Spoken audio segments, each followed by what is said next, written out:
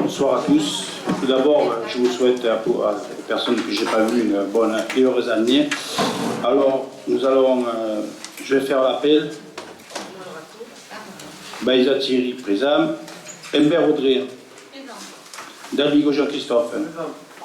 Galibert Annick. Curé Philippe. Garcia Josépha. Graine Marcel. Jiménez Silva Eve. Nicolas Nouma.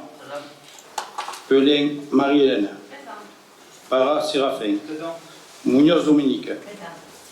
Archibald Nicolas. Galambo Sandrine. Bouffinier Hervé. Boudier Emmanuel. Preux Rogier, qui a donné pouvoir à Eve Silva. Caruso Vanessa. Laurent David. Agnès Delphine. Boudjema Bruno, qui a donné pouvoir à Thierry Baïsa. Leroy Patricia. Deleu Jean-François. Boinel Charline. Défense Simon. Fricot Henri, qui a donné pouvoir à Bernard Charbonnier. Olombel Patrick, qui a donné pouvoir à Lisiane Estrada. Estrada Kabiba Lisiane. Falcon de Lucas Chantal. Charbonnier Bernard. Dardet Pascaline. Boudard Nicolas. Il n'est pas arrivé. Focas Gilles.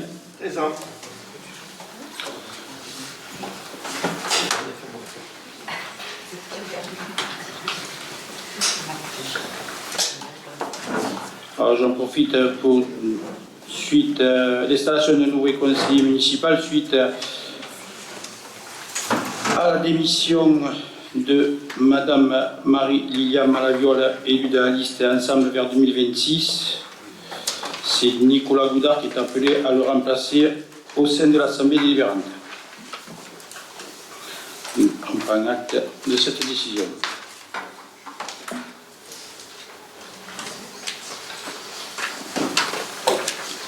Vous avez l'ordre du jour. Alors, approbation du procès-verbal du 11 décembre 2021.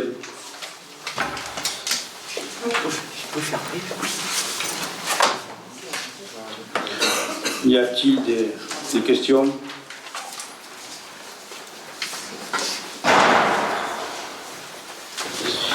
On passe au vote. Qui s'abstient? Qui est contre? Qui est pour? Merci. Approbation du Conseil du 17 décembre 2021. Y a-t-il des observations? Qui est contre? Qui s'abstient? Qui est pour? Merci.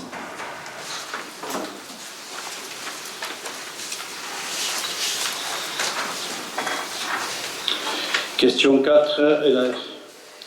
Les décisions prises par Monsieur le maire. Y a-t-il des observations?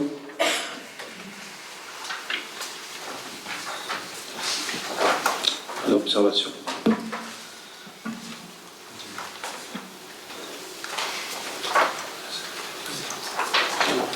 Ah oui, j'ai oublié de nommer le secrétaire de séance. Charline? Ah, allez. Tu avais commencé déjà. C'est bien.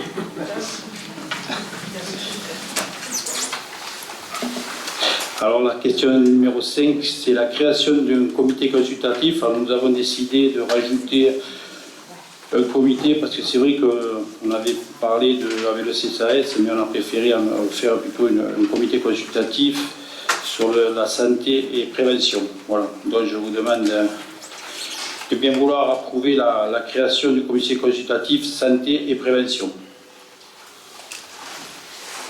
Voilà. Qui est contre? Qui s'abstient?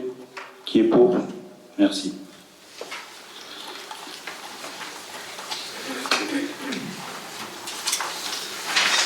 Alors, la question 6, c'est la composition du comité consultatif et la désignation des membres.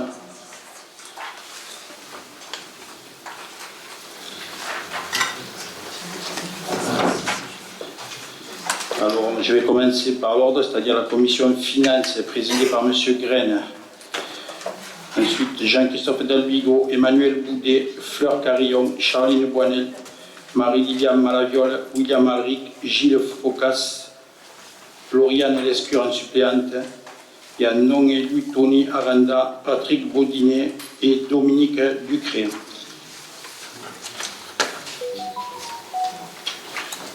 Commission développement économique, présidée par Ève Silva, Delphine Agnin, Patricia Leroy, Hervé Bouffinier, Roger Preux, Josepha Garcia, Pascaline Dardet, Lisiane Estrada Calueba, Gilles Focas, Dominique Verrière, suppléante. Le président de la SEM, si on est présidente, Marc Laurent, Daniel Felten, Nathalie Caillé, Alexandra Chaumier, Jean-Louis David, Jean-Michel Barbu et Christine Sanchez. La commission culture et patrimoine, présidée par Philippe Curé, Vanessa Caruso, Jean-François Deleu, Josepha Garcia, Valérie Varro, Monique Demichel, Jean-Luc Blasquez, Tita Tessot en suppléante, Christine Gobi, Laurence Kirsch, Dominique Joaxel, Brigitte Pierre, Gérard Choumara, Françoise Maron-Lance, Odile Guyotto, Patrick Dumont, Jean-Michel Bertrand, M. Maillet, Jacques Remeise, José Munoz, Christelle Baron, Mustapha Sinéji, Lisiane Somader et l'école de musique et la médiathèque.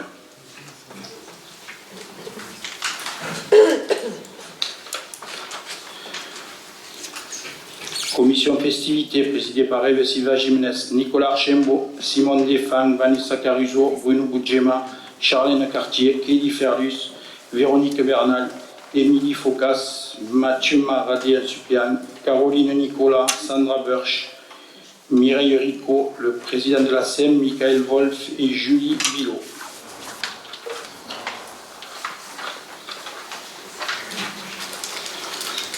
Agriculture et chemins ruraux, présidé par Jean-Christophe Dalbigo, Josepha Garcia, Valérie Varro, Fleur Carillon, Marie-Hélène Pellin, Pascaline Dardet, Nicolas Goudard, Fabrice Lourenco et Jean-Luc Blasquez en suppléant, Jacques Duplan, Éric Delartigue, Didier Gomez, Xavier Roger, André Martinez, Alain Sacaz, William Vidaler, Olivier Pradel, Alain Clément et Julie Benoît. Urbanisme et grands travaux, présidé par Jean-Christophe Dalbigo, Audrey Imbert, Marcel Graine, Patricia Leroy, Nouma Nicolas, Lisiane Estrada Calueba, Nicolas Goudard, Daniel Rodriguez en suppléant, Laurent Jukowski, Xavier Domas en suppléant, Claude Raymond, Gérard Bayeux, Christophe Navarre, Jacques Engelbert, Serge Gouttière, Jean-Marc Caillé et Sylvain Gaucher.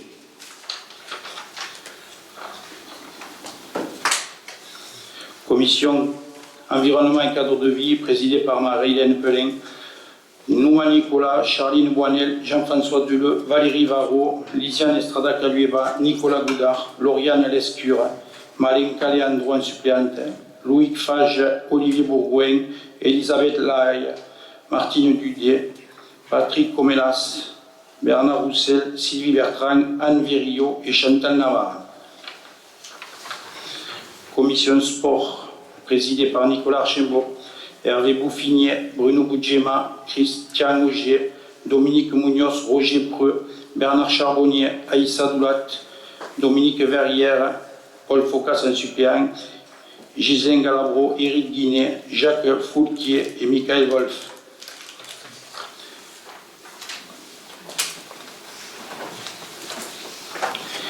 Éducation et jeunesse, présidée par Marie-Hélène Pellin, Hervé Bouffinier, Charline Boinel, Philippe Curé, Delphine Acnin, Simone Desfemmes, Bernard Charbonnier, Pascaline Dardet, Chloé Slaboleski-Zik, Lucas Planche en suppléant, Patrick Dumont, Nadine Cotier, Sylvie Bertrand, Dominique Choisel et Sophia Moublat.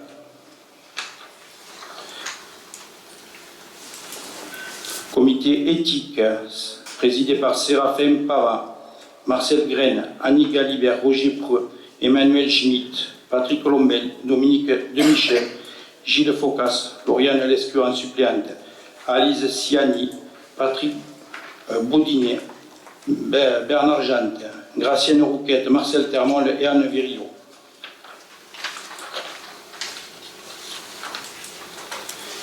Sécurité publique et prévention des risques, présidé par Séraphin Parra, Marcel Graine, Christian Augier, Emmanuel Schmitt, Delphine Aknen, Patrick Lombel, Didier Aspa, Serge Chrétien, Laurent Jukoski, suppléant, Joël Sagier, Roger Noël, Christophe Navarre, Michel Franier et Christophe Régade. Et la dernière commission qui a été créée aujourd'hui, présidée par Santé, présidée par Annie Galibert, Sandrine Galambo, Charline Boinel, Bruno Boudjema, Kelly Ferlus, Patrick Colombel, Marie-Liliane Malaviole, Lauriane Lescure, Chloé Slapoleskizik, j'arriverai à force. Bruno Saképé, Jessica Boinel, Jacques Drouleau, Gracienne Rouquette, Patricia Roussel, Marcel Termone, Yolande Murat, Nadine Potier et Jean-Michel Bertrand. Voilà, je pense ne pas avoir fait d'oubli. Y a-t-il des observations?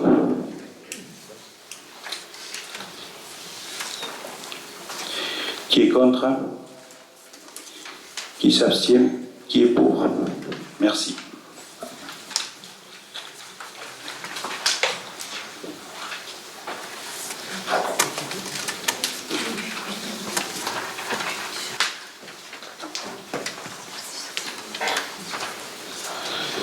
Question numéro 7. Objet finance budget 2021, étalement des charges correspondant aux dépenses réalisées au titre de la gestion de la crise sanitaire Covid. Je laisse la parole à Marcel Graine. Merci, monsieur le maire. Alors, je voudrais simplement rappeler que la circulaire gouvernementale du 24 août 2020, je passe sur son numéro, autorise le recours à la procédure dérogatoire d'étalement de charges pour les dépenses liées à la gestion de la crise sanitaire du Covid-19. Les charges 2021 concernées sont une subvention exceptionnelle au restaurant municipal de 181 830 € et une subvention exceptionnelle au Centre communal d'action sociale de 139 268 € et 57 centimes, soit un montant total de 321 098 € et 57 centimes. À ce titre, il est proposé d'appliquer cet étalement de charges sur une durée de 5 ans. Les opérations comptables permettant cet étalement de charges s'effectuent selon la procédure indiquée dans la circulaire du 24 août 2020.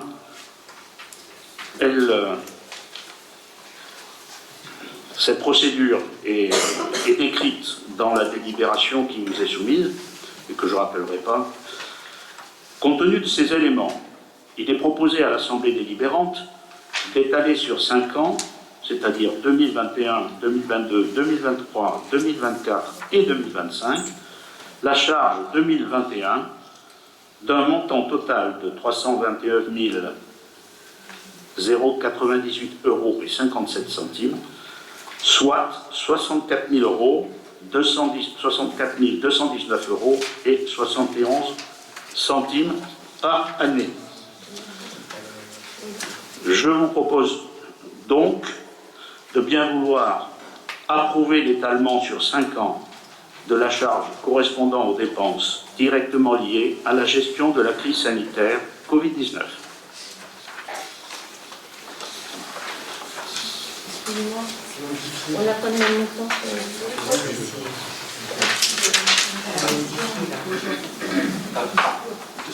Le micro.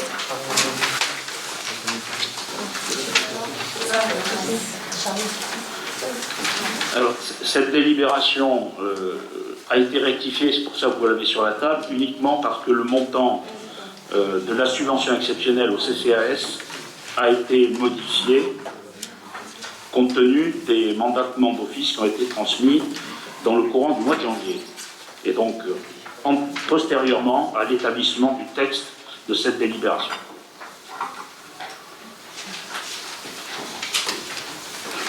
Y a-t-il des questions? On va passer au vote. Qui est contre? Qui s'abstient? Qui est pour? Si.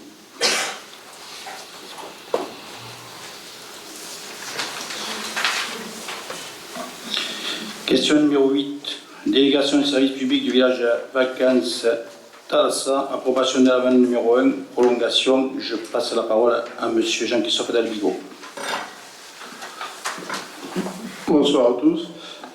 Donc pour cette question, on doit informer le Conseil que M. Thierry Baeza a été élu président de la CEMAVAT dans la semaine. Donc en conséquence, et pour éviter tout conflit d'intérêts, il a été pris un arrêté de déport, ça s'appelle comme ça, que je vais vous lire, hein, comme ça tout le monde a l'information. Il a été publié, mais je vous en donne la lecture. Je vous passe les vues, etc.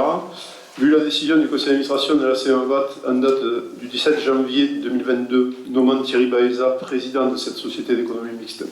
Vu la demande du 18 janvier par laquelle M. Thierry Baeza sollicite un déport dans le cadre de toute affaire liée à la ville à la CEMAVAT. Considérant que M. Thierry Baeza, maire de Metz, peut se trouver en situation de conflit d'intérêts dans les relations entre la ville de Metz et la CEMAVAT en raison de sa qualité de président de la CEMAVAT. Arrête, article 1. Dans le cadre des dossiers liés à la ville de Metz et la CEMAVAT, M. Thierry Baeza s'abstiendra d'exercer sa compétence en tant que maire de Metz en se déportant des décisions de la ville de Metz concernant ces affaires. De même qu'il ne participera pas aux instances préparatoires ou suivies à l'exécution des décisions relatives à ces dossiers. En outre, il ne prendra pas part à ce titre aux délibérations des assemblées délibérantes de la ville pour les points figurant à leur ordre du jour en ce qui concerne la CEMAVAT, à l'exception des échanges relatifs à la politique générale de cet organisme ou visant à informer et rendre compte de son activité. Article 2, M. Jean-Christophe Dalbigo, premier maire adjoint, est désigné pour suppléer M. Thierry Baeza, maire de Metz, dans les dossiers visés à l'article 1 du présent arrêté, ce jusqu'à nouvel ordre. Le présent arrêté prendra effet après affichage et transmission aux représentants de l'État dans le département, ce qui a été fait. Monsieur le directeur général des services de la ville de Metz est chargé de son exécution. La copie sera transmise au comptable de la collectivité et tout recours contre le présent arrêté doit être formulé auprès du tribunal administratif de Montpellier dans les 2 mois à partir de la date d'affichage. Voilà. Donc, je présente la délibération de délégation des services publics avec l'approbation de l'avenant numéro 1, prolongation. Et M. Baeza ne participe pas au débat, ni au vote, ni d'ailleurs les autres membres du conseil d'administration de la CEMAVAT. Donc, qui sont, présentez-vous, donc Audrey Humbert, Nicolas, oui mais tu ne participes quand même pas au vote, hein, Nicolas Archambault et Charline Moinel, ainsi que Patricia Leroy. Voilà. Voilà, donc on a évoqué cette question. En fait, cette question aurait dû être réglée depuis longtemps, mais ça n'a pas été fait, donc il faut absolument le faire parce que la CEMAVAT s'est retrouvée dans une situation où le terme de son contrat actuel était le 27 mai 2022. Donc, quand vous êtes exploitant d'une unité touristique et que vous n'avez pas la possibilité de conclure des contrats de recrutement, de prendre des réservations pour la saison, c'est tout simplement une gestion impossible. Par ailleurs, on a voulu se donner le temps de bien négocier le futur de cet organisme, du village vacances, et donc on a souhaité prolonger, c'est l'objet de la délibération que vous avez reçue, hein, on a souhaité prolonger la gestion actuelle pour 1 an et 5 mois, afin que le terme arrive le 27 octobre 2023, après la période estivale de forte fréquentation. Alors, octobre, pourquoi? Parce que pour une unité touristique, c'est le bon moment pour basculer d'une gestion à une autre, éventuellement. Donc, cette prolongation est motivée par 2 objectifs suivants. Assurer l'équilibre général du contrat en compensant partiellement la perte de chiffre d'affaires occasionnée par la fermeture de l'établissement imposée par la crise sanitaire du 19 Covid-19, donc du 15 mars 2020 au 4 juillet 2020 et du 28 octobre au 22 mai 2020. La perte de chiffre d'affaires est évaluée à 631 511 € pour ces 2 périodes cumulées, ce qui est important. Disposer pour la commune d'un délai suffisant pour assurer la définition d'un nouveau projet d'exploitation pour le village vacances Thalassa. Vous avez eu aussi dans la délibération l'explication de la procédure qui a été menée pour arriver à cette prolongation de contrat, c'est-à-dire l'intervention en respectant le code de la commande publique de la commission qui avait été créée par le conseil municipal. La commission de délégation de service public s'est réunie le 10 janvier 2022. Elle a émis un avis favorable à l'unanimité que vous avez dans le dossier. Donc il vous est proposé d'approuver l'avenant numéro 1 au contrat de délégation de service public. Cet avenant donc prolonge la durée du contrat d'affermage pour la période du 28 mai 2022 au 27 octobre 2023. D'autoriser le maire ou son représentant à signer l'avenant numéro 1 au contrat de délégation de service public d'hébergement du village vacances. Donc on vient de voir l'arrêté de déport, c'est pas lui qui signera. Hein. Et de donner tout pouvoir au maire ou son représentant pour rendre la présente délibération exécutoire et prendre toute décision nécessaire à son exécution. Voilà. Est-ce que vous avez des questions? Madame Estrada? Monsieur. Monsieur le maire, mesdames et messieurs les élus, bien évidemment nous voterons cette délibération puisque j'avais amené un vote favorable à l'avenant. Mais le vote de cette délibération est une occasion pour le groupe Ensemble vers 2026 de rappeler que dans notre programme électoral, nous avions annoncé le renouveau du Thalassa. Le village restera propriété de la ville. Il sera entièrement rénové pour renforcer l'attractivité touristique de Mèze. Notre objectif est toujours de voir se développer l'activité touristique sur la commune, notamment sur les ailes de saison, dans le cadre d'un tourisme durable. Nous pensons toujours qu'il est préférable de confier la gestion à un opérateur extérieur qui en assurera aussi sa remise à niveau. Le bureau d'études Mission Tourisme s'est vu confier en avril 2021 la mission de fournir à la ville une assistance technique, juridique, financière pour établir un diagnostic de l'équipement, proposer des scénarios d'évolution du site et des modes de gestion et d'aider dans le choix d'un opérateur. 3 scénarios ont été proposés. Le premier, c'est un investissement de 2,7 millions pour une résidence tourisme pur. Le deuxième, c'est un investissement envisagé de 2,4 millions avec un Thalassa rénové, modernisé en village de vacances. Et le troisième, c'est un investissement de 4,4 millions d'euros pour un hôtel-club 3 à 4 étoiles avec une belle rénovation globale des appartements. Les pistes de réflexion sont donc clairement identifiées dans ce dossier. Nous serons donc très attentifs à l'évolution de ce dossier que nous considérons comme prioritaire pour l'avenir de notre commune en termes d'emploi et de retombées économiques. Merci. Oui, Madame Estrada, je permets de vous rappeler que la campagne électorale est terminée. Cependant, moi j'ai un autre tract de l'ensemble 2026 qui dit que l'ambition d'Henri Coupeau de Thalassa est grande. Un investissement important programmé à compter de 2022 avec un nouveau gestionnaire, tout en restant pour la ville de Thalassa, deviendra un pôle touristique majeur pour Mèze. Donc un nouveau gestionnaire, ça voulait dire beaucoup de choses.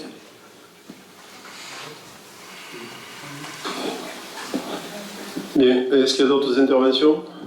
Monsieur Foucasse.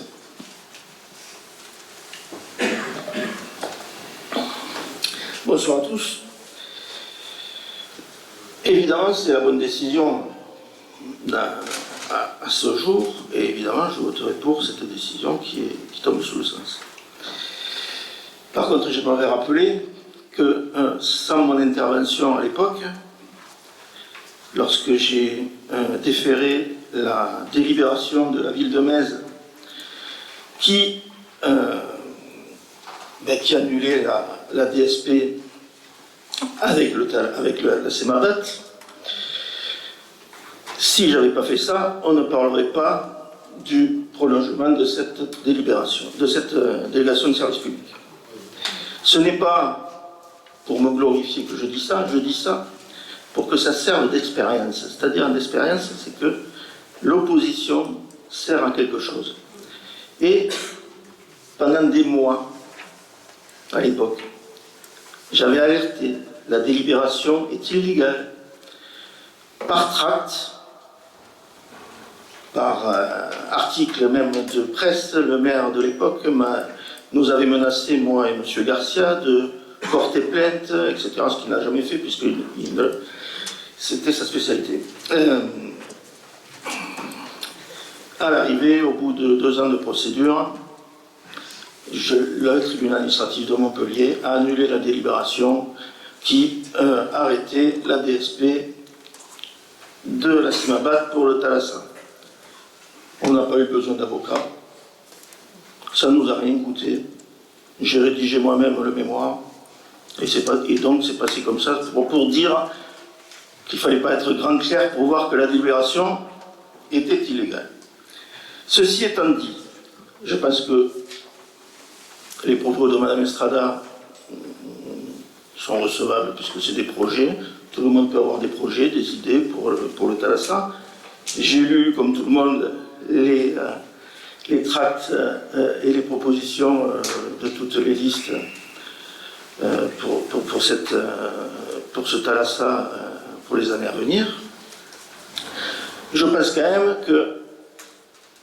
qu'il faudra que ça se fasse dans la concertation.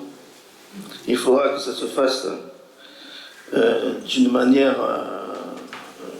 disons, qu'on n'apprenne pas par la bande certaines choses, qu'on ne fasse pas voter un peu contre notre gré certaines choses, et surtout de ne pas retomber aussi dans ce qu'on fait dans les travers de l'époque. Pour moi, le péché originel, c'est justement d'avoir donné à l'époque une délégation de service public à la Simabat qui n'était pas du tout destinée à faire ce genre de choses, qui n'avait aucune compétence dans la gestion des villages touristiques, etc. Mais ça, c'est fait. Par contre, tout est à faire et de ne pas retomber dans ces mêmes erreurs. C'est pour ça qu'il y a plusieurs solutions. Moi aussi, j'ai des idées par rapport à ça. Vous aussi, vous avez présenté certaines choses qui sont intéressantes. Et je pense que on ne va pas dire créer encore une commission supplémentaire ou un comité Théodule. Mais je crois que là, parce que c'est le patrimoine de la commune, je pense qu'il y a peut-être un atelier à faire avec des personnes et discuter sur les orientations. Après, il se fera, c'est vous qui avez les clés, vous ferez ce que vous avez envie de faire. Mais moi, j'aimerais alerter quand même sur certaines choses, qu'on ne se retrouve pas avec des infrastructures qui coûtent cher, parce qu'il y a l'investissement, c'est une chose, mais après, il y a la gestion et tout le fonctionnement. Et le fonctionnement, c'est souvent ça qui plombe les affaires des infrastructures. Donc je pense qu'il y a pas mal de choses à discuter là-dessus, et j'attire votre attention pour éventuellement que vraiment l'opposition, et je ne parle pas que de moi, parce que soit associée dans ce dossier. Et je vous remercie de m'avoir écouté jusqu'au bout. Bien, d'autres observations? Moi j'en ferai juste une, c'est qu'en avril 2021, donc, vous étiez en possession de 3 scénarios, il aurait été bien de les présenter au conseil municipal. Ça aurait été très bien, puisque vous nous l'apprenez aujourd'hui, ça. Par ailleurs, sur le développement du processus... Non. Je parle à Mme Estrada. Donc, pour le développement du processus, il y a de la concertation qui sera mise en place, ne vous inquiétez pas. Et il y a un lieu où la concertation doit être faite, c'est ici. Donc, je pense que le rôle du Conseil sera important à venir. Si vous voulez bien, on passe au vote.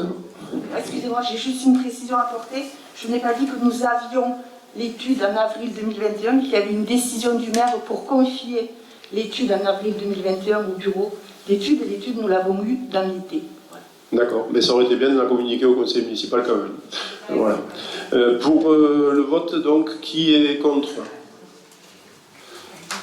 Qui s'abstient? Qui est pour? Unanimité, sauf les gens qui ne votent pas, je rappelle.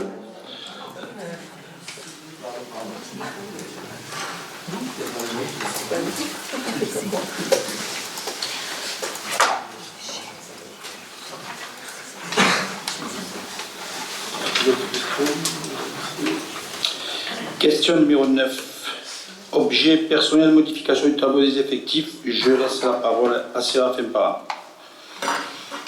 Alors le projet de délibération a pour objet de créer, de modifier, de toiletter un peu le tableau des effectifs.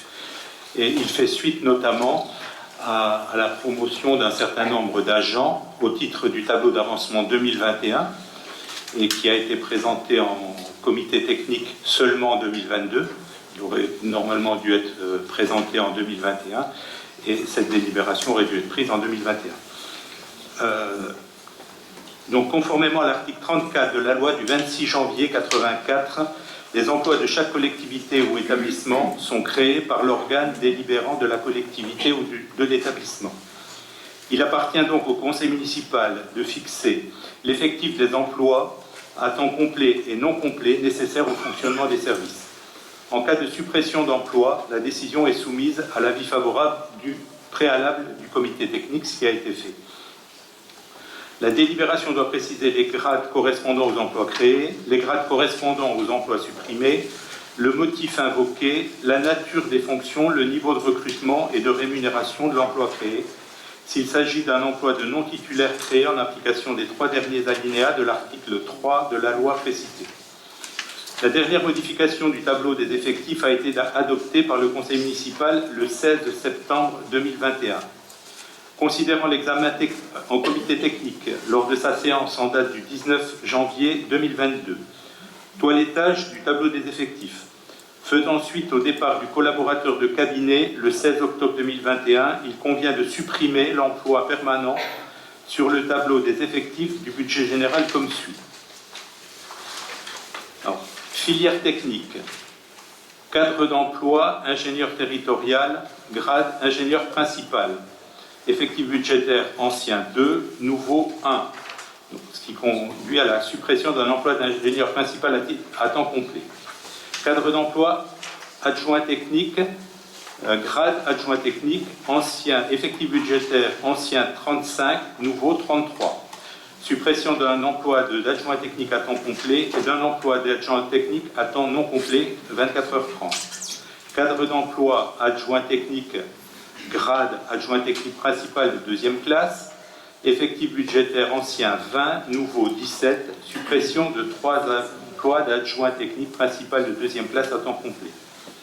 Cadre d'emploi agent technique, grade agent de maîtrise, effectif budgétaire ancien 28, nouveau 24, suppression de 4 emplois d'agent de maîtrise à temps complet.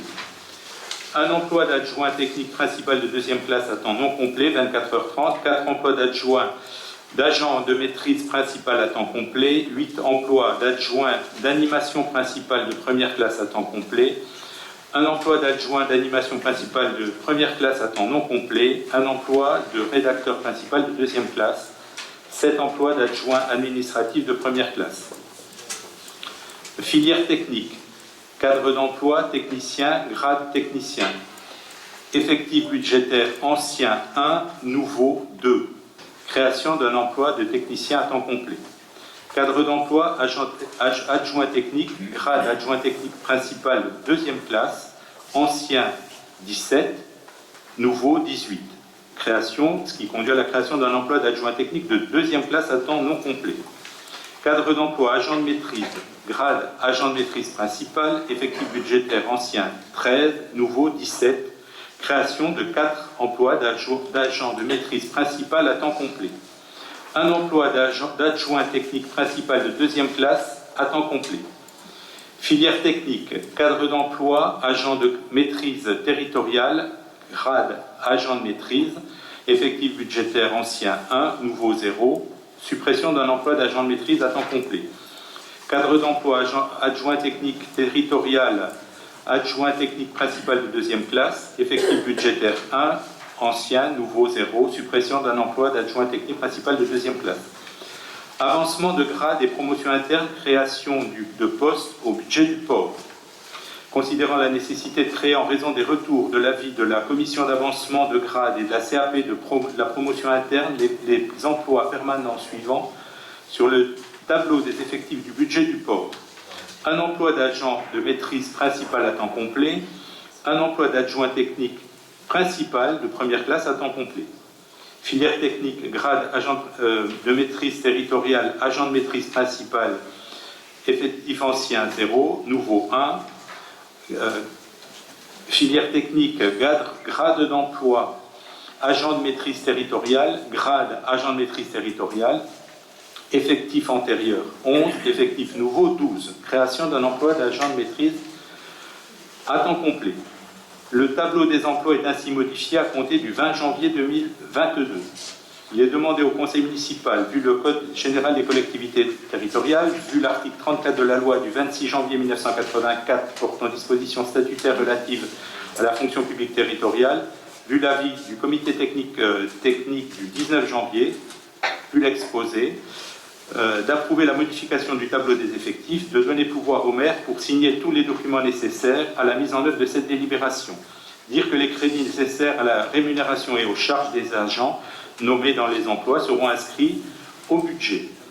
Alors, pour information, si vous voulez le décompte, en fait, ce sont 44 dossiers d'avancement de grade, mairie plus CCAS, qui ont été promus au titre de l'année 2021, qui est un chiffre très important, puisqu'à titre d'information, ça représente un surcoût pour le budget de 50 000 € annuel.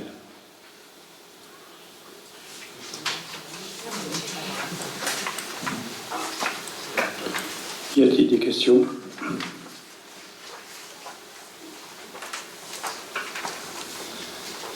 On va passer au vote. Qui est contre? Qui s'abstient? Qui est pour? Merci.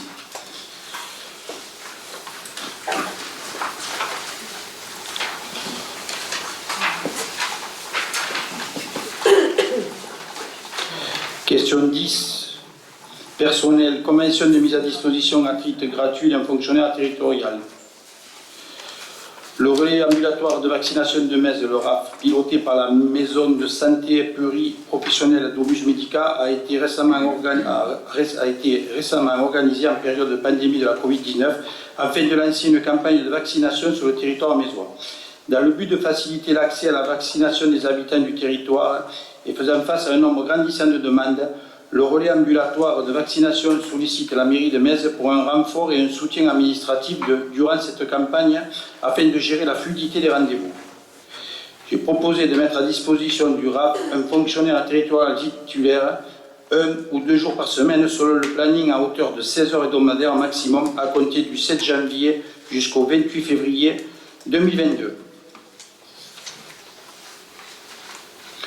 Je vous demande donc d'approuver la convention de mise à disposition à titre gratuit d'un fonctionnaire territorial entre la commune de Metz et le relais ambulatoire de vaccination de Metz et de m'autoriser à signer la dite convention de mise à disposition dont teneur figurant à l'annexe de la présente délibération et de charger Monsieur le maire et son représentant de prendre toutes les dispositions nécessaires à l'exécution de la présente délibération. Y a-t-il des questions? Monsieur Charbonnet. Mesdames, Messieurs, bonsoir. Bien évidemment, nous allons voter favorablement à cette délibération. Cette action de mise à disposition d'un agent municipal au relais de vaccination s'inscrit dans la continuité de ce que nous avions déjà entrepris au début de cette pandémie. Juste 2 petits points à éclaircir. Est-ce qu'il a été évalué l'éventuelle charge de travail que pourrait engendrer cette mise à disposition de cet agent au service état civil? Et le deuxième petit point, c'est que sur la délibération et sur la convention, il est écrit que cette mise à disposition pourrait être renouvelée, ce qui est entièrement normal. Or, c'est inscrit sur la délibération. C'est un détail, mais bon, voilà.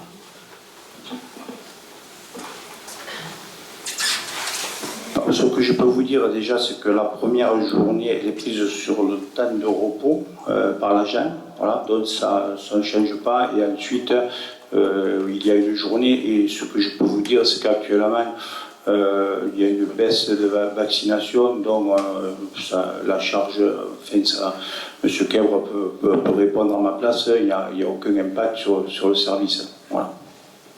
Je suppose qu'en plus au service état civil, il y a peut-être une baisse aussi d'activité du fait que les gens fréquentent moins le service.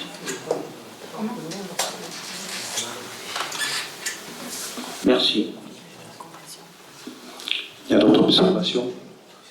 Juste le fait que ça soit renouvelable et que ça soit pas écrit sur la délibération, c'est pas important. C'est pas. On peut le rajouter si vous voulez dans la délibération, mais je pense qu'à la date prévu, j'ai des doutes qu'on puisse corriger. Hein. Enfin, après, on verra si jamais il faut.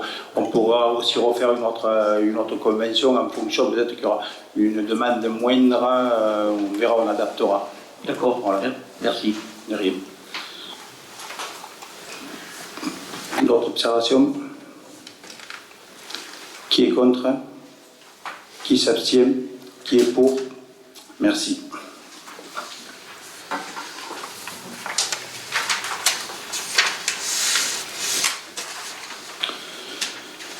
Question 11. Environnement. Élaboration d'un atlas de la biodiversité communale de la lagune. Accord de consortium. Je laisse la parole à Marie-Hélène Pellin. Merci. Alors, pour la 4e année consécutive, l'Office français de la biodiversité a donné l'occasion aux communes et intercommunalités de réaliser un diagnostic précis de la biodiversité sur leur territoire pour mieux préserver et valoriser leur patrimoine naturel en leur proposant d'élaborer un atlas de la biodiversité communale. Il s'agit d'une démarche qui permet à une commune de connaître, préserver et valoriser son patrimoine naturel. Les ABC ont pour objectif de sensibiliser et mobiliser les élus à la biodiversité, définir des recommandations de gestion et de valorisation, obtenir une plus grande connaissance de la biodiversité sur un territoire et identifier les enjeux liés et faciliter la prise en compte de la nature lors de la mise en place de politiques locales. Alors, je résume un peu le paragraphe suivant.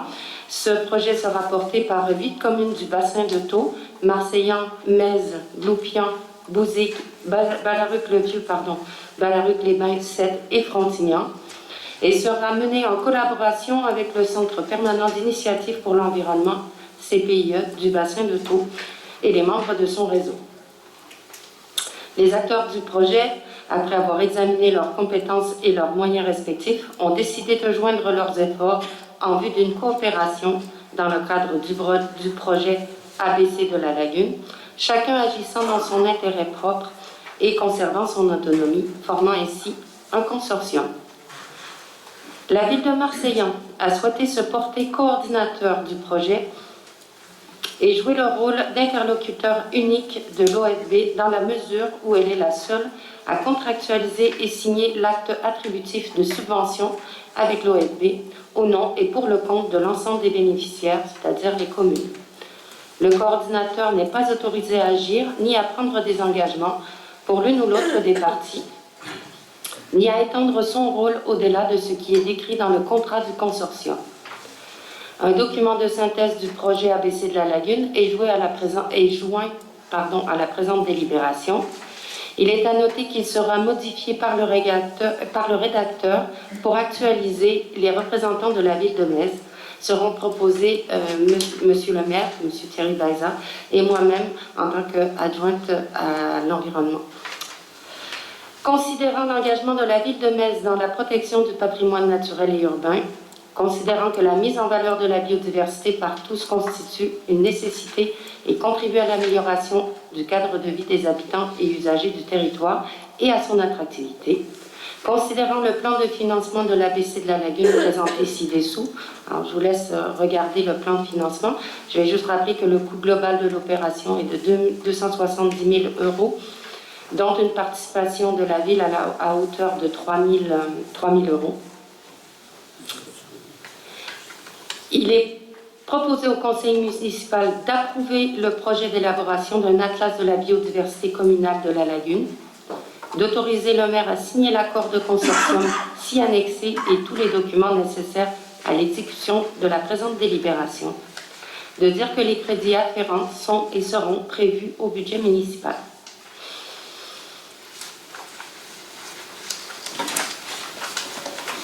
Y a-t-il des questions? Madame Estrada. Monsieur le maire, mesdames et messieurs les élus, c'est avec grand plaisir que nous allons approuver cette délibération autorisant la signature de l'accord de consortium pour la classe de la biodiversité communale de la lagune.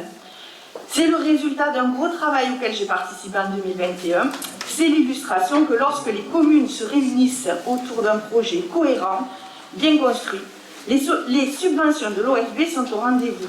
Cet ABC est une véritable opportunité pour Metz et les Mézois, pour mieux connaître les richesses de notre flore et de notre faune, pour créer du lien social, développer l'éducation populaire et la sensibilisation du grand public ou des scolaires à la protection du vivant. J'attire juste votre attention sur un oubli ou une erreur. Si vous vous reportez à l'article 2 de l'accord du consortium traitant de la gouvernance du projet, dans son point 3 sur les représentants des partis, mon nom figure dans le tableau en page 6. Je vous invite à faire la modification qui s'impose. Ne vous inquiétez pas, Madame Estrada, c'était prévu. Hein.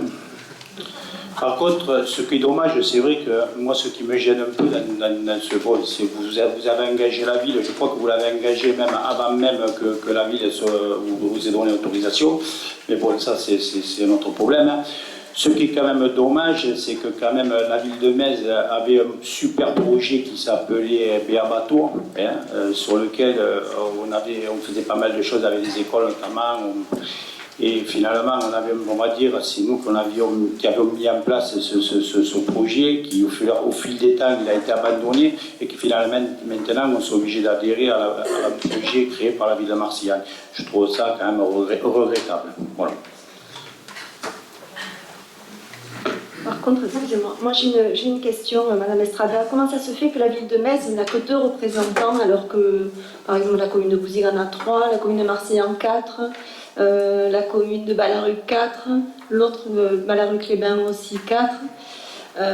Comment ça se fait que la commune de Metz a seulement 2 représentants? Est-ce que vous aviez l'intention d'y aller seul avec M. Fricot? Certainement. Ben, je trouve que c'est un peu dommage pour la 3e ville de l'agglo.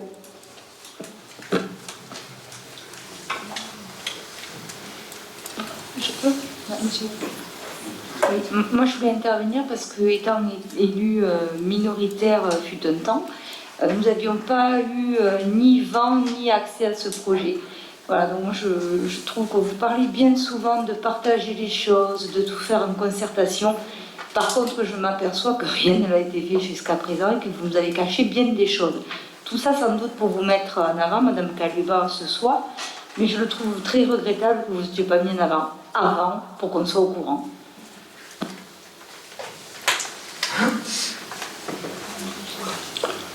D'autres remarques? Juste une précision, l'engagement financier, il a été cité, mais il y a un engagement en personnel communal aussi, dans le dossier. Donc il y a des sous à donner, c'est 3 000 €, et il y a aussi de la mise à disposition d'un personnel communal pour les actions de communication. Qui est contre? Qui s'abstient? Qui est pour? Merci.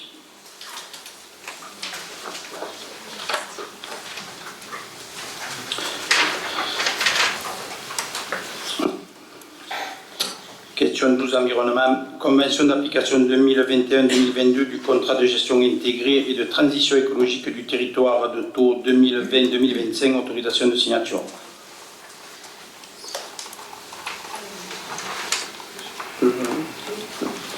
D'accord. Donc le contrat de gestion intégrée, c'est une procédure assez ancienne qui rejoint toutes les collectivités et tous les maîtres d'ouvrage autour du bassin de Thau et qui a pour objet de permettre des interventions publiques avec des taux de subvention valorisés par rapport au fait qu'ils sont dans le contrat de gestion intégrée. À titre d'exemple, c'est l'agence de l'eau qui est le plus gros financeur de ce contrat. L'agence de l'eau a des règlements où on dit pour refaire des réseaux ou faire des bassins de rétention, la subvention c'est 30% au niveau national. Parce qu'on est dans le contrat de gestion intégrée sur le bassin de Thau, ces subventions vont être valorisées à 40-50%. Et les règlements du Conseil général de l'Hérault et de la région Occitanie ont aussi la possibilité de déroger à leur taux normal de subventionnement par projet pour venir abonder quand on est dans le contrat de gestion intégrée du territoire. Je dis ça parce que c'est une énorme machine où peu de gens suivent. Les montants, vous avez vu les montants finaux, hein, il y a le tableau final au niveau des montants, c'est vertigineux. On dépasse les 200 millions d'euros largement, plus près de 300 je crois. Donc l'adhésion à ce contrat est quasi obligatoire puisqu'il ne fait que nous apporter des taux de subventionnement plus importants.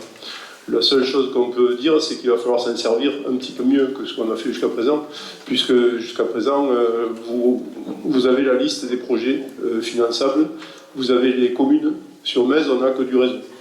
Le réseau d'eau et le réseau d'assainissement, qui sont donc gérés par l'aglo, hein. C'est cette agglomération qui monte les dossiers, et on n'a aucun dossier proprement mésois dans ce contrat de gestion intégré concernant le budget municipal de la ville. Donc on espère que ça va pouvoir changer, et on va travailler pour que ça change à l'avenir. Voilà.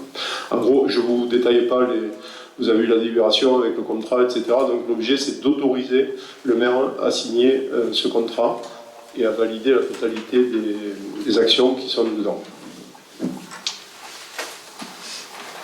Y a-t-il des questions? On va passer au vote. Qui est contre? Qui s'abstient? Qui est pour? Merci.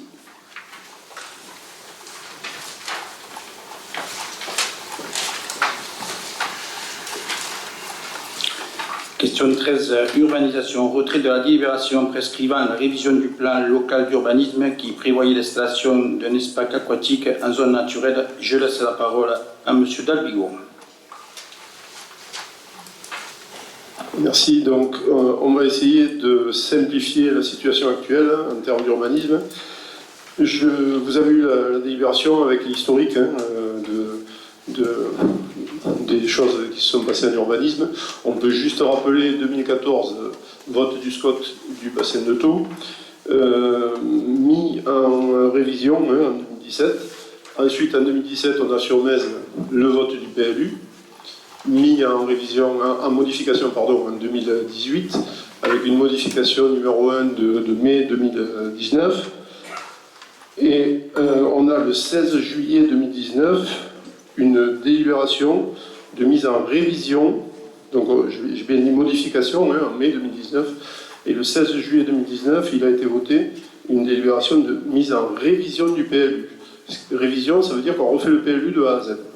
Alors la justification de cette mise en révision, c'était exactement les mêmes objets que la modification, plus la création d'un centre aquatique dans une zone naturelle, ce qui oblige à faire une révision du PLU.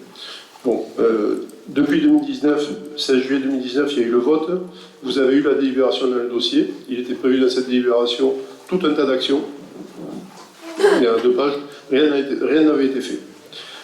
Suite à cette délibération, on s'est retrouvé dans une configuration avec une modification et une révision.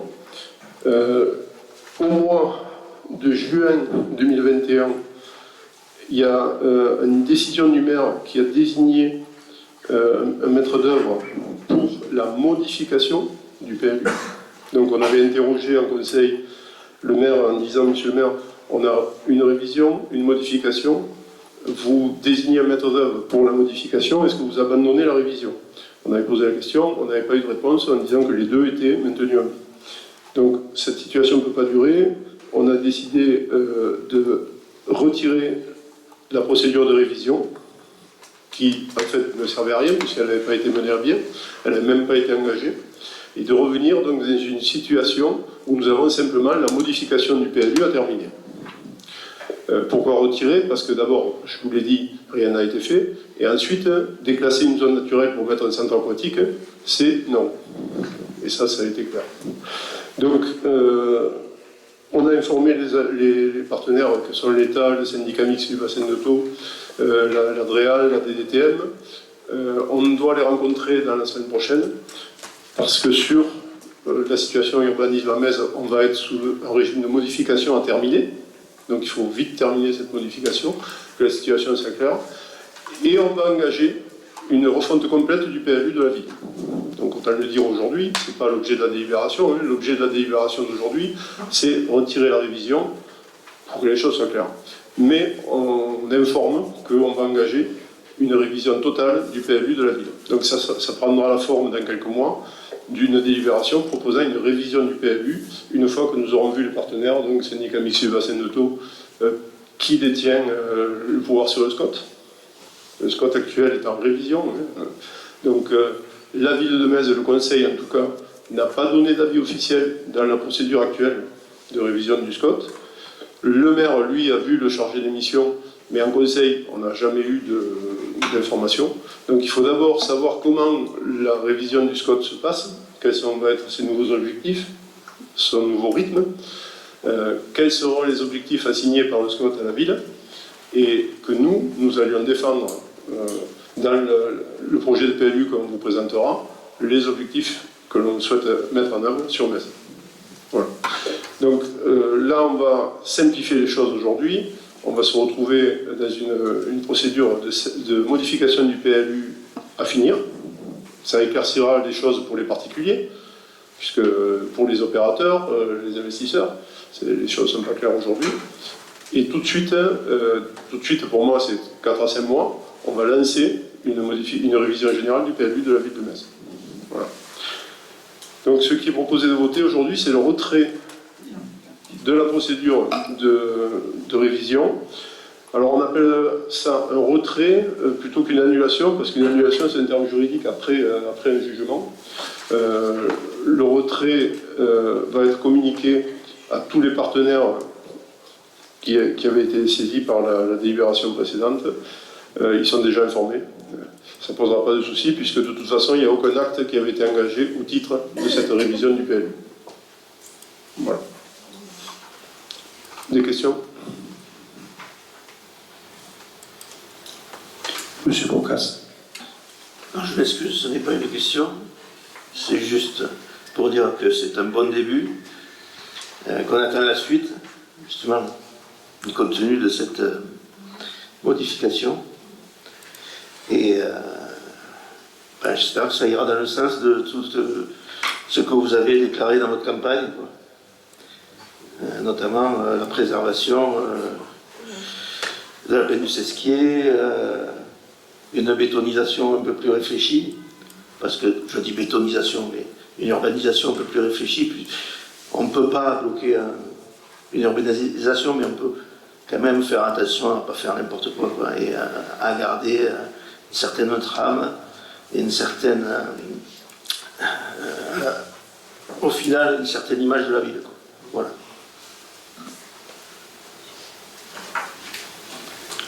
Autre remarque? Alors ce que j'aimerais dire aussi, parce que après il va y avoir des raccourcis de fait par rapport à la piscine, c'est que juste après les élections, j'avais rencontré M. Fricot par rapport à la piscine et je lui avais posé la question où en étaient les projets de l'agglo, c'est-à-dire piscine et salle de spectacle, coopérative. Bon, en gros, il n'y avait pas de très grosse avancée avec cette aglopole. La cave coopérative, contrairement à tout ce qui a été dit, il y avait juste une visite du président Comène, mais il n'y a pas eu de suite. Je sais qu'il y avait des groupes de travail, mais il n'y avait aucune avancée. Tant qu'à la piscine, ça avait ensuite changé, elle devait se déplacer du côté des terrains de M. Barbera, mais pas plus. Donc, j'ai rencontré le président François Comène justement pour parler avec lui des futurs projets sur Metz. Alors ce que je peux vous dire, c'est que la piscine, elle n'est pas du tout dans les cartons. Et sachez que la piscine, on a voté 4 millions d'euros l'année dernière pour celle de Gijan. Il va être revoté 5 millions d'euros cette année pour la finir, puisque le coût initial est de 9 millions d'euros, si ce n'est pas plus. Sachez que Gijan sera rendu, on va dire, 2023. Derrière, normalement, il y a Frontignan. Ce que je peux vous dire, que les finances de l'agglo, en ce moment, il y a eu des réunions pendant que nous, on était en train de voter ici, avec tous les vice-présidents. Ce que je peux vous dire, que le président a fait passer le message qu'il fallait revoir tous les projets un peu à la baisse. Donc, j'ai demandé par contre au président Comène, puisque il faut reconnaître que quand on a fusionné la CCNBT avec la CABT, il nous a été dit que la CCNBT n'avait pas de projet, donc on attaquait ceux de la CABT. Mais le constat est que après 5 ans de fusion, puisque le 12 ça fait 5 ans que nous avons fusionné avec Touraglo, puisque c'est Aglopole maintenant, le constat, excusez-moi, mais on n'a pas fait grand-chose sur Metz. Donc, j'ai demandé quand même, on est quand même la 3e ville de l'agglo. Donc, il y a un travail qui va être fait sur la cave coopérative, ce qui va passer dans les projets prioritaires. Parce que si on attend la piscine, je pense qu'on risque d'attendre, on va dire, la fin de ce mandat, si ce n'est pas l'autre mandat. Donc, il est préférable déjà de tenir quelque chose. Donc, l'agglo va travailler sur le projet de la cave coopérative. Tant qu'à la piscine, j'ai fait une proposition, on l'avait vu aussi avec Audrey Imbert et Christophe Morveau du département. Comme vous le savez, il y a une piscine à vessie qui n'est pas couverte, qui sert finalement que 2 mois dans l'année, c'est-à-dire juillet-août, il sert juste au VVF, et en plus nos scolaires ils vont dessus. Donc j'ai fait une proposition à François Comène de lui dire que ça serait peut-être intéressant et financièrement ça serait bien aussi pour le contribuable, parce que c'est bien beau de faire des piscines, mais derrière, quand on paye les impôts, après, on n'est pas content. Donc, cette piscine est sur le territoire de l'agglo de Agde, Pézenas, Montagnac. Donc, ça serait bien de mutualiser, on va dire, les finances et un peu les aides de tout le monde. Elle est propriété du département, ça serait bien d'attaquer, plutôt de couvrir cette piscine de Bessille. Et dans un premier temps, ça permettrait à toute la population d'aller à Bessille. Ça comprendrait aussi la population de Montagnac, Saint-Pagor, Saint-Paul-de-Mochien, Villeverac, Loupian et bien sûr Metz. Voilà les propositions qui ont été faites. Autre projet qui avait été annoncé, la grande liaison étang Palace-Ski. Il s'est avéré qu'un beau jour, il est arrivé sur notre bureau, finalement, une liaison qui part de la piste cyclable le long du Palace et qui arrive sur la route départementale. Une liaison, une piste cyclable finalement qui débouchait de la piste cyclable départementale et qui arrivait sur la départementale. Donc j'ai posé aussi la question à M. Fricoupe, quel était le but de cette liaison. Alors au départ, on devait passer sous le pont et arriver au camping, mais bon, il s'avère qu'on ne peut pas y passer, donc il y avait une traversée qui devait se faire à Jeep. Sincèrement, je ne prendrai jamais le risque de faire une piste cyclable le long du Palace, en plus dans une zone Natura 2000, et qui arrive sur une départementale. Donc nous avons écrit au syndicat mixte pour abandonner ce projet-là. Nous allons en discuter à l'équipe. Nous préférons faire la liaison nord, c'est-à-dire piste cyclable du département à la Calandrette. Déjà, ça permettrait aux enfants de la Calandrette et les garderies de venir en vélo et de venir rejoindre le réseau piste cyclable. Et en contrepartie, on a demandé au syndicat mixte avec l'agglo, puisque c'était dans les cartons, mais encore une fois, ça a disparu suite aux décisions budgétaires quand il a fallu arbitrer, et l'arbitrage demandait à ce qu'ils refassent la passerelle du Palace, qui, même si elle a été, on va dire, enraillée, elle est très dangereuse. Et on a demandé à ce que l'agglo remette en état, que mette une passerelle neuve, et ça permettrait de partir du camping et rejoindre la piste cyclable sans pour autant traverser une zone naturelle, une zone Natura 2000. Voilà ce que je pouvais vous dire sur les piscines et sur les projets qui sont sur l'agglo. Et voilà pourquoi en même temps on enlève cette piscine du CESCI. Voilà, merci.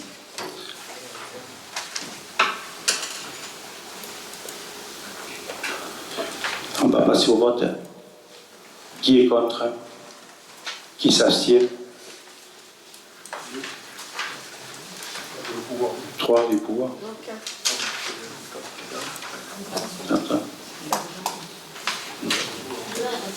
6. Qui est pour? Merci.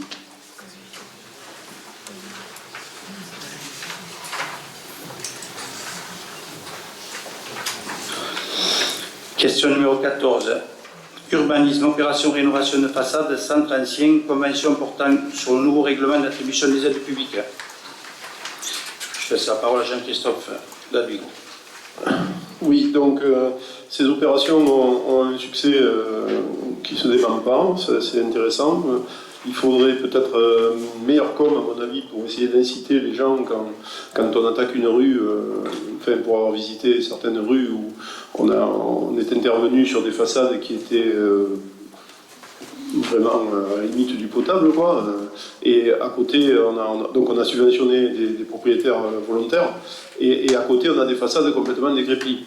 Donc, il faudrait essayer de trouver un moyen, on va essayer de discuter avec l'AGLO, de trouver un moyen incitatif où, quand dans une rue on intervient, ben, on sollicite les propriétaires qui n'ont pas tous ni envie ni les moyens, hein, mais au moins faire une information importante pour que ça soit cohérent quand on intervient dans ces opérations. Donc là, l'objet de la délibération, c'est de poursuivre ces opérations et surtout de modifier quelque peu le règlement.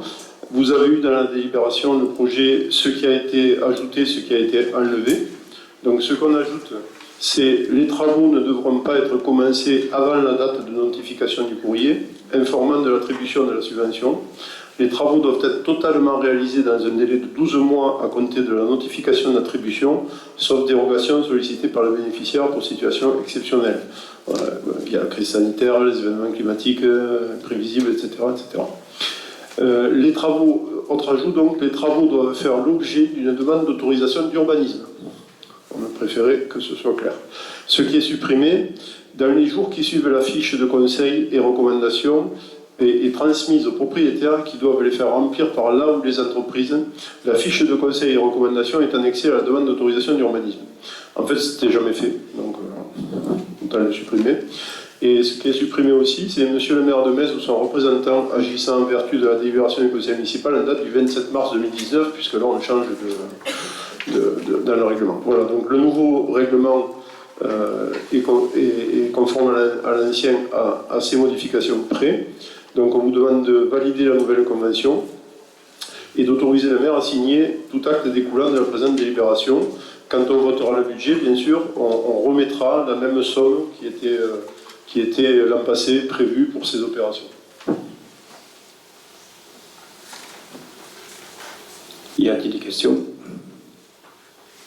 Alors on passe au vote. Qui est contre? Qui s'abstient? Qui est pour?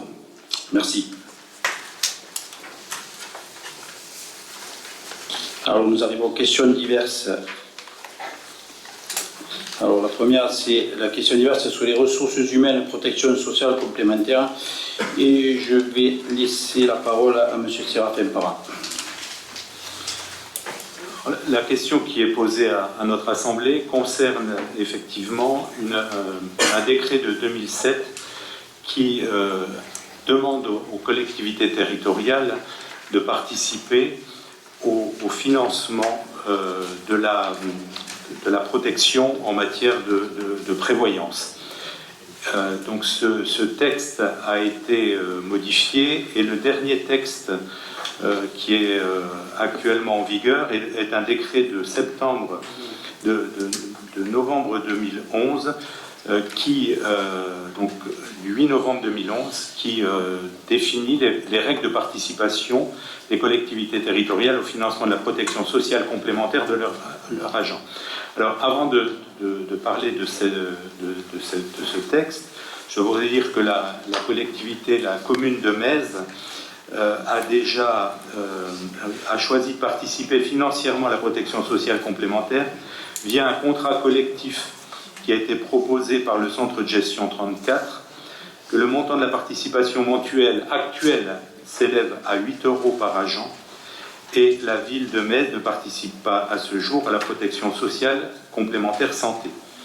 Pour être tout à fait complet, ce ne sont pas tous les agents de la collectivité qui bénéficient de cette prestation, mais actuellement, à titre d'information, on a 176 agents au titre de la mairie, et 176 au titre de la mairie et 76 au titre du CCAS, EHPAD et SSIAD. Donc ce qui représente un peu plus de la moitié des agents. Donc ce qui va nous donc le nouveau texte impose une participation obligatoire des collectivités territoriales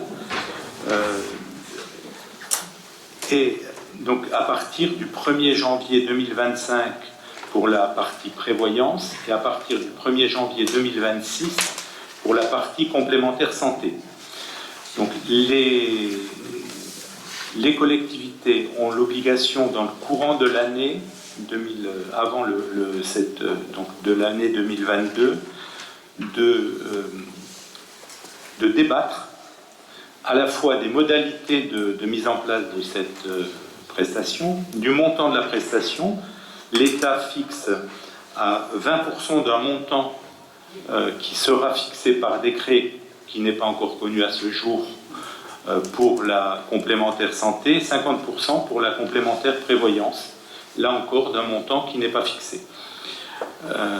Pour être, à titre encore d'information, l'État, puisque ça concerne l'ensemble des fonctions publiques, l'État, depuis le 1er janvier 2022, accorde 15 € par agent fonctionnaire de la fonction publique d'État à la complémentaire santé. Donc cette participation, effectivement, constitue pour le fonctionnaire un élément supplémentaire, mais elle impactera nécessairement le budget de la commune. Voilà.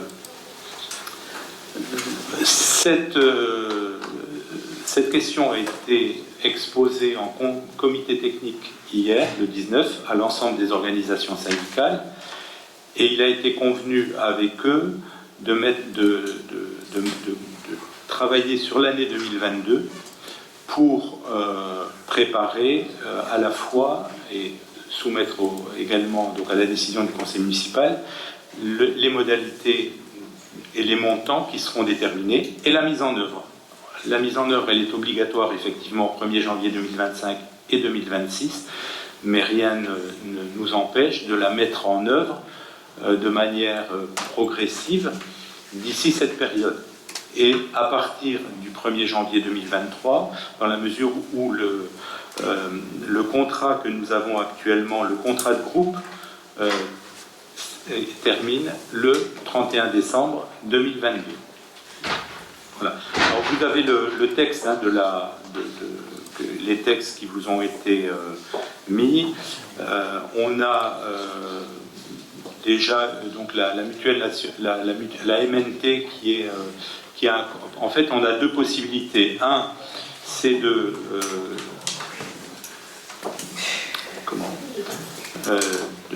d'accorder l'aide aux agents dans le cas qui sont adhérents d'une mutuelle labellisée, soit on prend au niveau de la ville un contrat de groupe, et là, l'ensemble des agences qui pourront bénéficier de cette prestation devront participer à devront être adhérés à cette mutuelle. Alors, en tout cas, les chiffres que j'ai demandés et qui m'ont été donnés concernant la participation actuelle montrent la nécessité d'une information complète de l'ensemble des personnels. Il apparaît clairement que sur les 400, un peu plus de 400 fonctionnaires ou agents appartenant à la collectivité, beaucoup ne connaissent pas les possibilités de cette prestation. Voilà. Je vous donne à titre là aussi d'information sur la prestation actuellement des 8 € au budget communal constitue 23 000 € sur l'année, voilà, de participation. Je pense que maintenant on peut ouvrir le débat s'il y a des questions.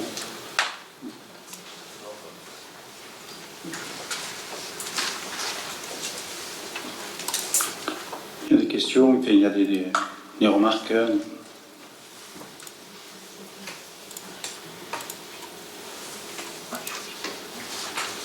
Non, le débat est clos.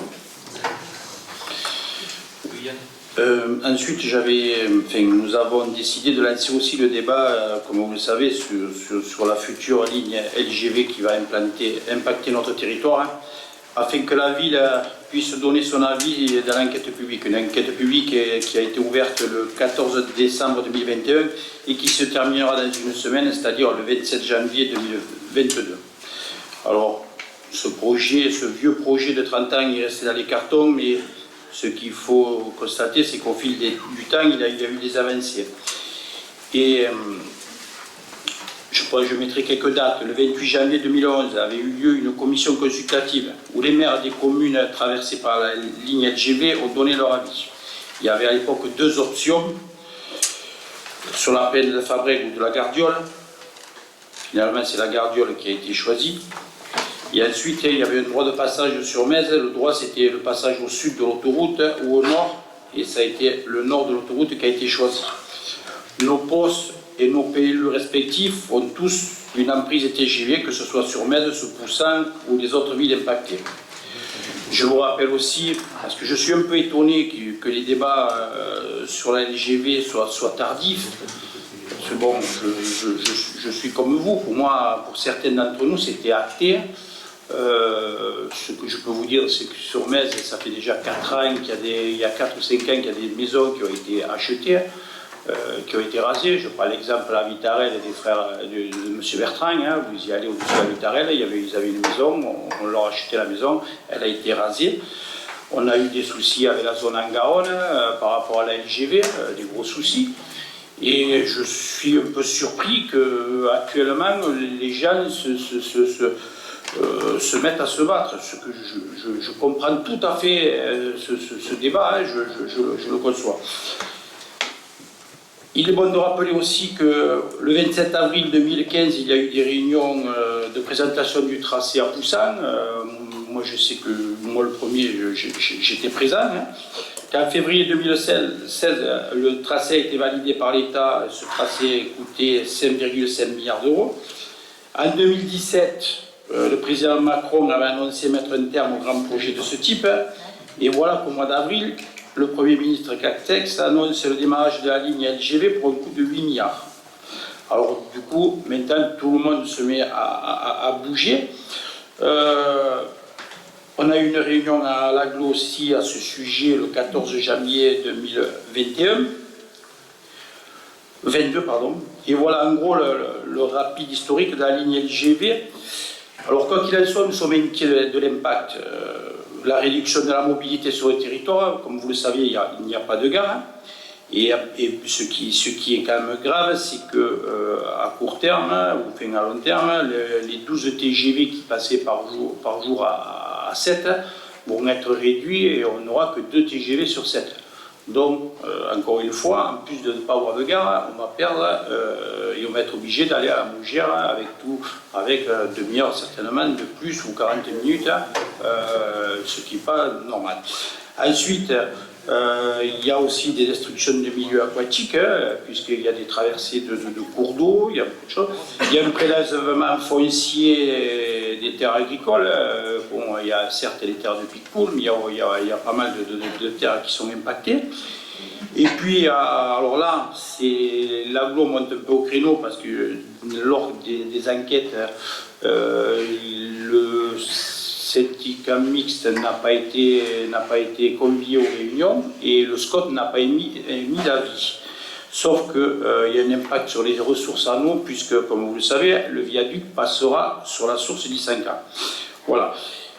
On peut y rajouter à ça la destruction d'une partie de la voie domicienne. Donc, comme je vous le disais, il y a des vices de procédure et puis il y a un gros manquement dans les études environnementales. Donc voilà. Si on ne peut qu'être d'accord sur une ligne LGV, mais je crois que quand même il faut être conscient qu'il y a un gros impact environnemental. Je pense qu'il va y avoir aussi des demandes de compensation. Il va falloir quand même.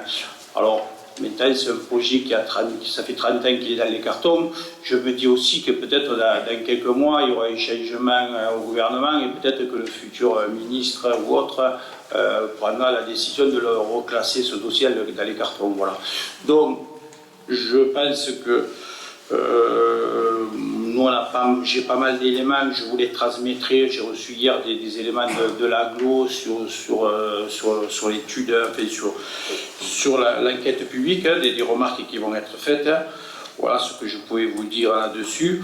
Voilà, donc j'ouvre le débat. Si vous voulez vous exprimer, c'est le moment.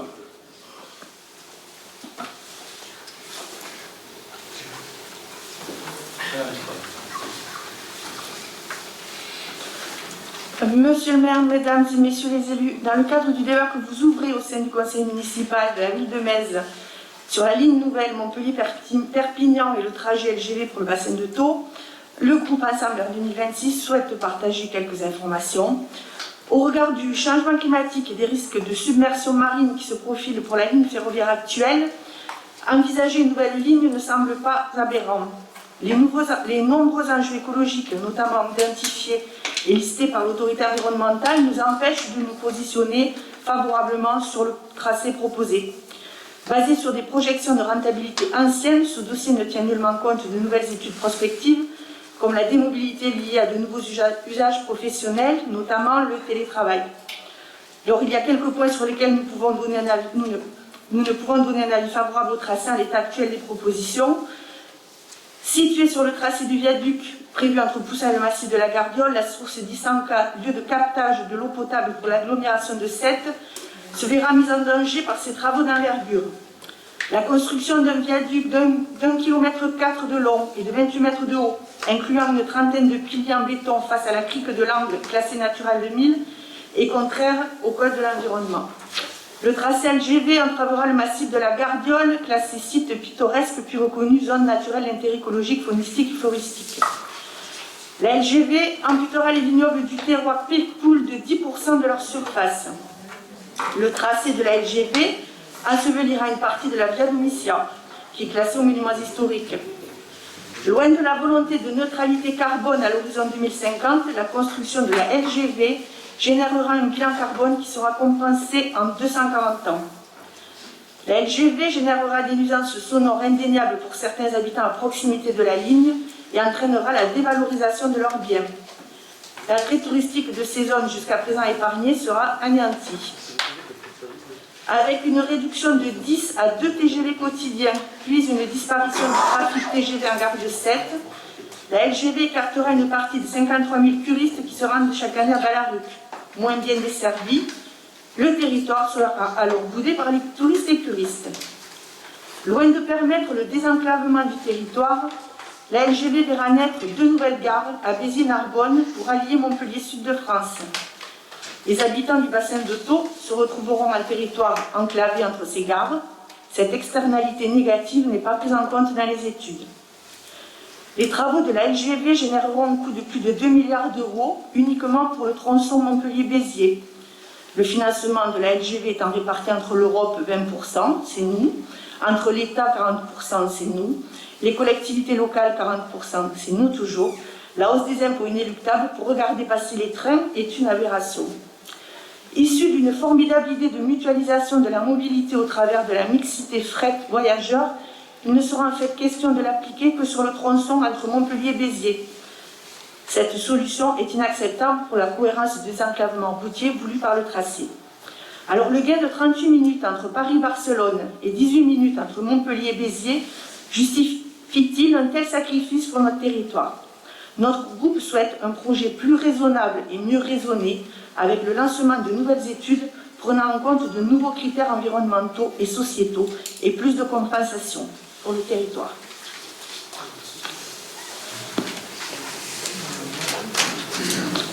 Finalement, vous avez dit à peu près ce que j'ai dit. Mais moi, je l'ai fait un peu court.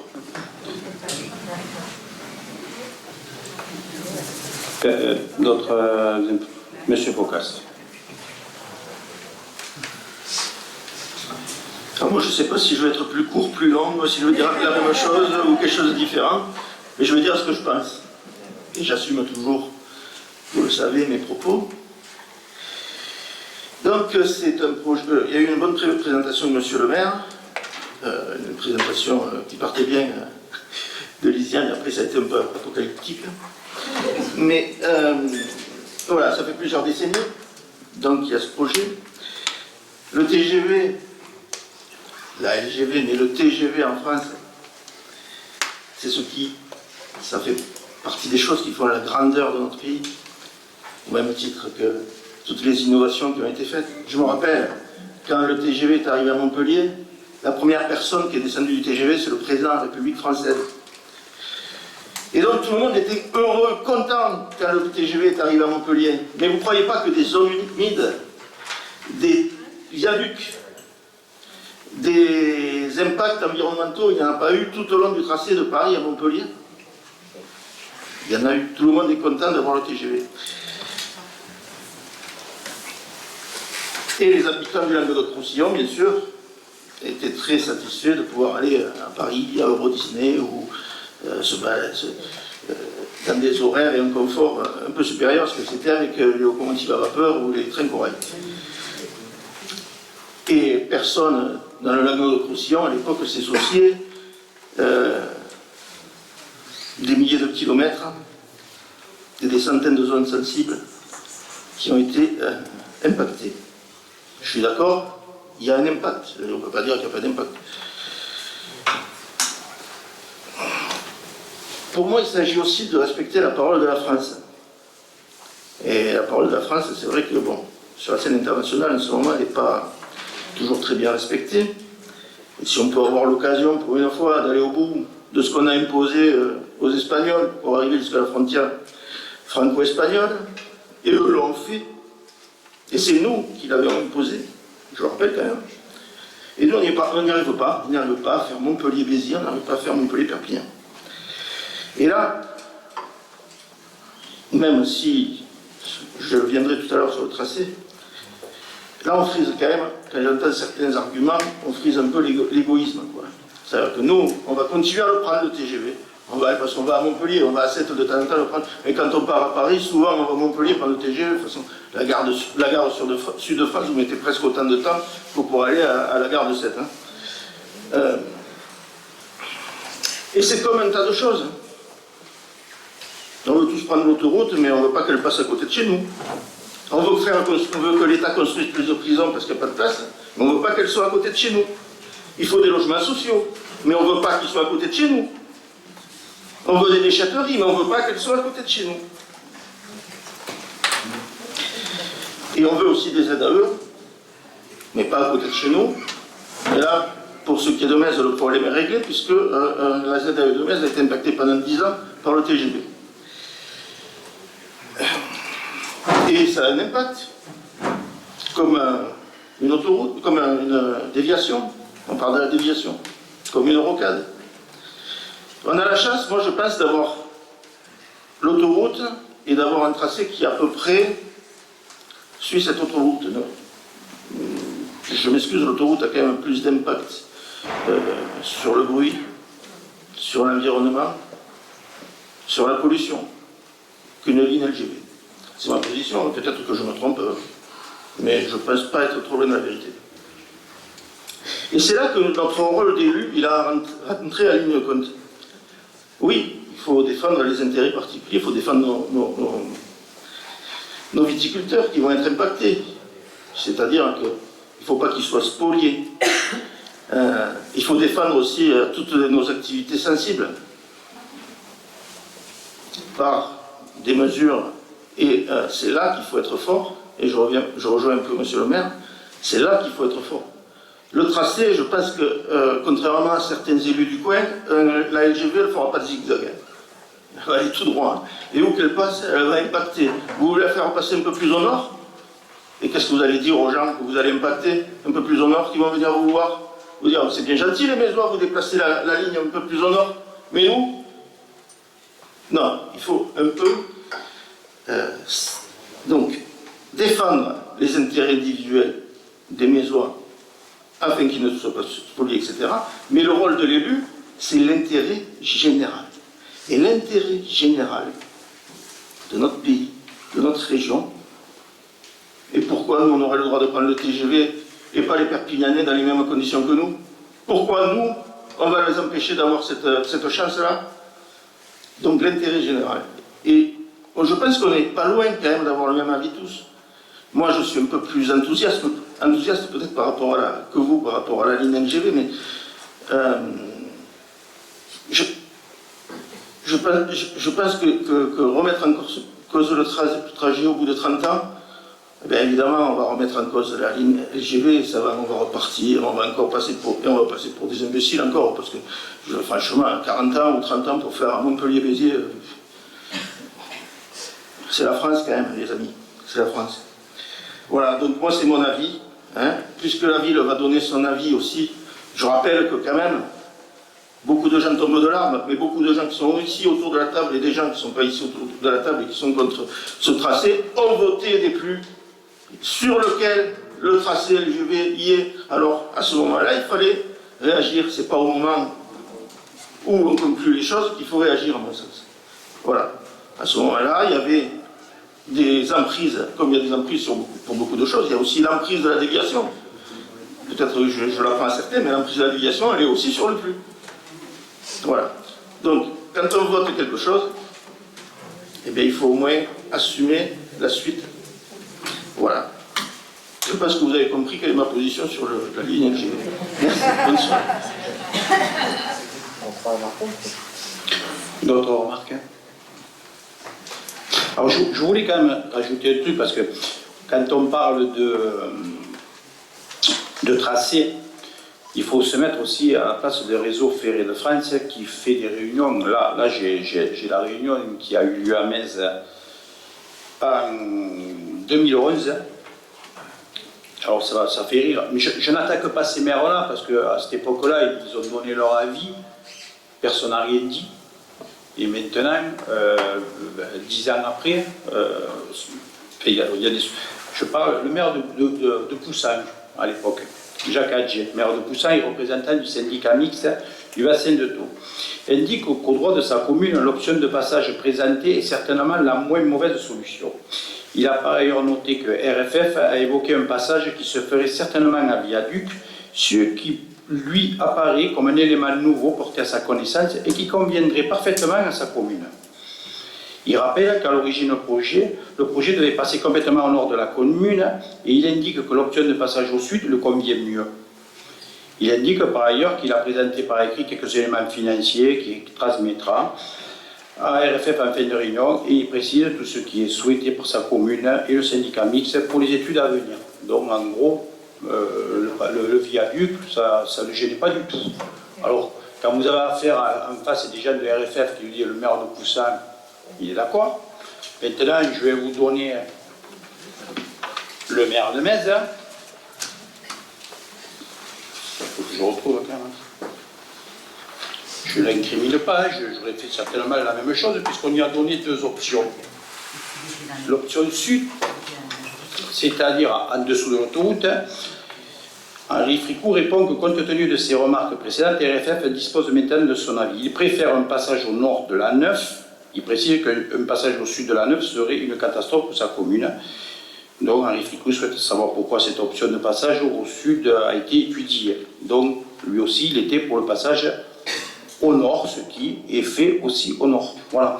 Donc moi je suis un peu étonné. Et alors, le groupe Metz Ensemble 2026, je tiens quand même à vous dire qu'à l'agglo, vous avez voté comme moi, et moi j'ai pas honte de le dire, vous avez voté pour la subvention de l'agglo, pour le tracé d'autoroute quand même. Le TGV. Donc, on est quand même un peu tous coincés quand même à un moment donné. Alors c'est bien beau d'aller brandir contre la LGV, mais si de l'autre côté, moi je reconnais que j'ai certainement, j'ai pas pris la mesure, parce que pour moi c'était acté. C'était acté pourquoi? Parce que moi j'ai vu des gens à Metz perdre leur maison, les frères Bertrand, quand on leur a rasé la maison, il n'y a personne qui est monté là-haut, qui est venu gueuler et dire on rase la maison des frères Bertrand. Et quand tu es un monsieur Foreau, qui est PNULA, qui travaille à la ville de Metz, et quand on l'a exproprié, il n'y a personne qui a rien dit non plus. Alors moi je veux bien du combat, je suis pour le combat, mais quand je monte dans l'Aveyron, que je vois écrit de partout, Gardarel ou Larzac, non au camp militaire, j'en vois 30 ans ou 40 ans après, je le vois. Je passe à Poussin, je ne vois pas un seul panneau, non à LGV, rien du tout. Alors là maintenant c'est des combats, c'est des quoi? Des combats d'arrière-garde, c'est fini tout ça. Le tracé il est acté. Alors par contre, maintenant, où il va falloir se battre pour les compensations, pour aller demander à ceux qu'on est derrière autre chose. Mais le tracé de la LGV, vous pouvez faire ce que vous voulez. Si vous voulez, vous pouvez le mettre au milieu de la ligne. C'est fini. Voilà ce que je voulais dire là-dessus. Une observation, M. Foucasse, pour les PLU, donc avec la bande de réservation LGV, elle est imposée par l'État. Ce n'est pas un vote de la commune. Oui, mais en tant que conseiller municipal, tu peux très bien dire, puisque l'État m'impose ça, je ne le vote pas. Oui, mais ça veut dire que le PLU est retoqué. Donc c'est une mise en conformité du PLU décidée par le préfet. C'est le privilège de l'opposition. Oui, bien sûr.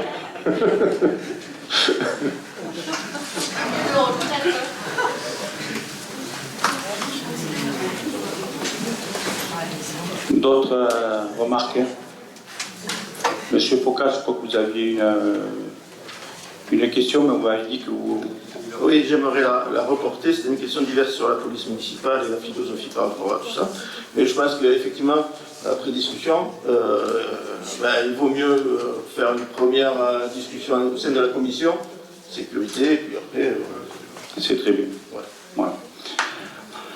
Oui, écoutez, on avait vu à M. Kèvre pour faire un conseil au mois de mars, mais on ne pourra pas vous donner la date parce que peut-être il y aura peut-être des délibérations à passer plus rapidement, donc on ne peut pas vous donner une date précise. Mais bon, sachez que vous avez pu le remarquer qu'on a envoyé le conseil municipal bien avant les 5 jours. Donc on essaiera de se tenir toujours dans ce temps pour qu'on puisse avoir les éléments. Voilà, merci, bonne soirée.